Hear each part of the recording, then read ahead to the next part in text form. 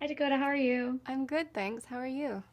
I'm doing well. So to start, I want to know from you as an actor, is it more of a freeing experience being a producer as well as an actor, or is it more kind of your mind is over there versus what you would do if you were just coming on a set to act?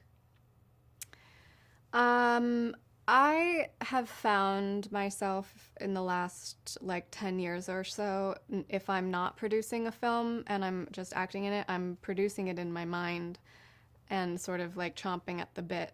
So it kind of, I guess, I feel like growing up on set and starting working fairly young, I I'm just the kind of person and the kind of artist that is collaborative and I'm watching everything and like studying everybody and I just I I don't know. I don't separate them.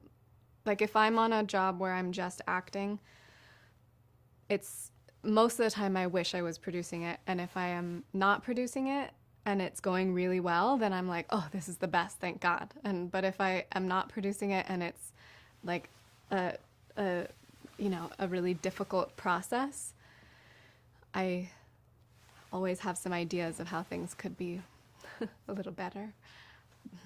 That's so fascinating to me. And I also love to I mean, I know you knew Sean before, but I do love that this is essentially just two people in a car the entire time. And there's like a couple little moments where they're not in just the car, but for the most part, it is her in the back seat, him in the driver's seat. When you look at that on paper and you know, like, okay, great, like it's just us carrying this, does it change at all how you approach a character, or is it more just like, okay, it's freeing. I know Sean, we can sit in a car together and go back and forth for however many hours. I think knowing him lent a sort of like a comfort to playing with the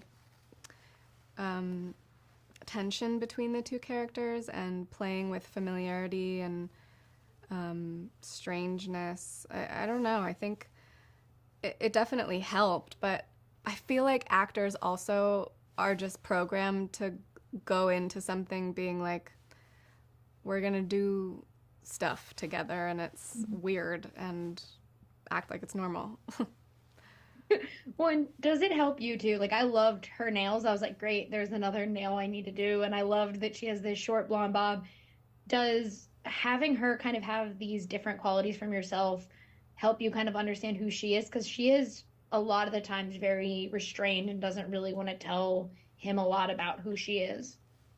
Yeah, yeah. The details in her in Girlie's hair and makeup and the nails and the earrings and like little things here and there are all to tell her story. They're all there to, so much there's so much that takes place on her phone. So it was important to me that when you see her fingers typing, you're like, "Oh, I know something else about her based on what her nails look like."